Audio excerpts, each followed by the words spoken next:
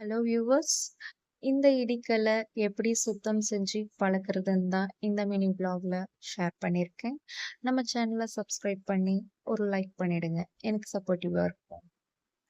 First இது போல ஒரு சின்ன ப்ரஷ் கொண்டு உள் பக்கமா நல்லா தேய்ச்சி கழுவிக்கங்க. ஒரு 20% மண்ணு இதுல இருந்து வெளியே வந்துடும். அப்புறம் ஒரு ஸ்டீல் ஸ்க்ரப்பரை யூஸ் பண்ணி எல்லா பக்கமும் நல்லா தேய்ச்சி விட்டுக்காங்க.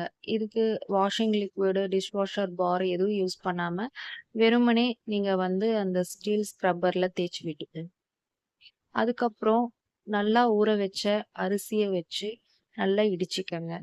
இடிச்சு எல்லா ஓரங்களையும் பட மாதிரி இடிக்கணும். முக்கியமா வந்து இந்த சைட்ல வந்து நல்லா தேய்ச்சி விட்டுக்கங்க.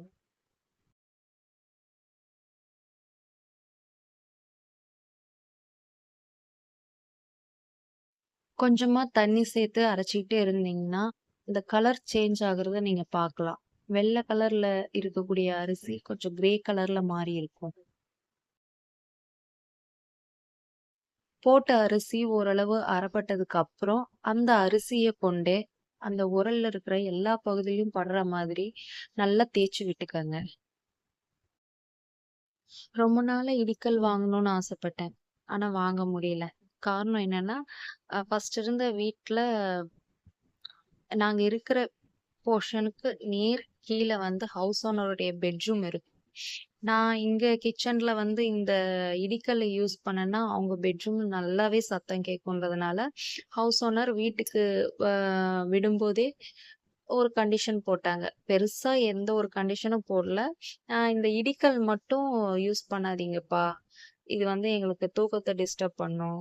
அப்படின்னு வந்து ஒரு சின்ன ஒரு கண்டிஷன் போட்டாங்க. அதனாலேயே இந்த இடிக்கல் வந்து நான் வாங்காம இருந்தேன். இப்போ வீடு மாறுனதுக்கு அப்புறம் ஃபர்ஸ்ட் டைம் இந்த இடிக்கல் வாங்கியிருக்கேன். நெக்ஸ்ட் கல்லுப்பு, தோல் உரிக்காத பூண்டு இத வச்சு நல்லா இடிச்சுக்கிறேன்.